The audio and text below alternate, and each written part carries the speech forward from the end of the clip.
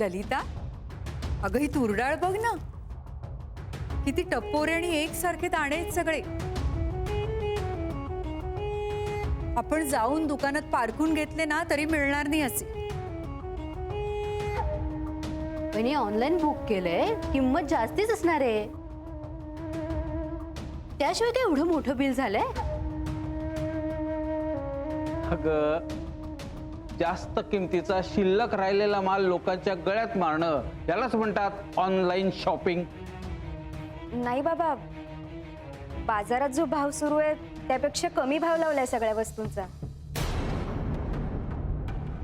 अगं कसं शक्य आहे? एवढ्या सगळ्या सामानाचे माझ्या माहितीप्रमाणे 10,000च व्हायला हवेत. अगं पण किमती पण तशा फार नाही आहेत ग.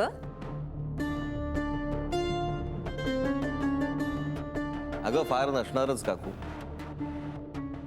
हे बघ, जेव्हा आपण दुकानातून सामान घेतो ना तेव्हा त्यात दुकानाचं भाडं, सेल्समन लोकांचे पगार, नंतर विजेचं बिल, काही चार्जेस त्यात ऍड असतात. त्यामुळे बिल जास्तच होतं. पण जेव्हा आपण ऑनलाईन मागवतो तेव्हा ते सगळं सामान डायरेक्टली गोडाऊनहून आपल्याकडे पोहोचतं. तो चार्जेस कमी असतात.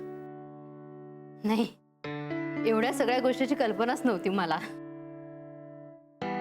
ऍक्च्युली मी दुकानात जाऊनच शॉपिंग करणार होते, पण ह्यांनीच दिली मला ऑनलाईन शॉपिंग करण्याची आयडिया. म्हणजे मी करते ऑनलाईन शॉपिंग, पण मी पण धान्य नव्हतं मागवलं कधी.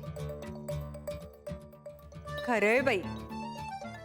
ललिता, नवीन सुनबाई येऊन आपल्या घराचं एकदम कायापालट करणार हं बाई. खरंय वहिनी, सगळ्या नवीन पद्धती घरात येणार बहुतेक. पण चांगलंय नाही का?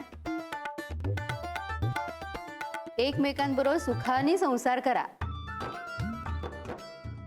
जुन्या पद्धतीप्रमाणे एकमेकांची जुळवून घ्या. नवीन पद्धतीप्रमाणे वाद आणि भांडण मात्र करू नका, म्हणजे झालं. आई, हे बघ, माझ्या मते आमच्या पिढीची मुलं जास्त समजूतदार आहेत.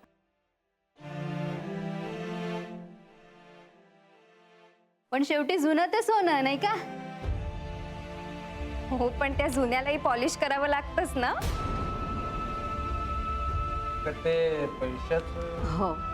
स्वानंदी, अगं तुला बिलाचे पैसे द्यायचेच राहिले. उद्या दिले तर चालतील का? अगं बँकेतनं काढले नाही येत अजून. नाही आहे, काही गरज नाहीये. अगं असं कसं? सून आहेस तू या घरची, मी तुझ्याकडनं कसे पैसे घेईन अगं? म्हणूनच तुमच्या मुलाने पैसे दिलेत, मी नाही. काय इंद्रनी? हा, मीच केलं ऑनलाईन पेमेंट. कारण हिच्याकडून पैसे घेतले असते तुम्हाला आवडलं नसतं ना ते.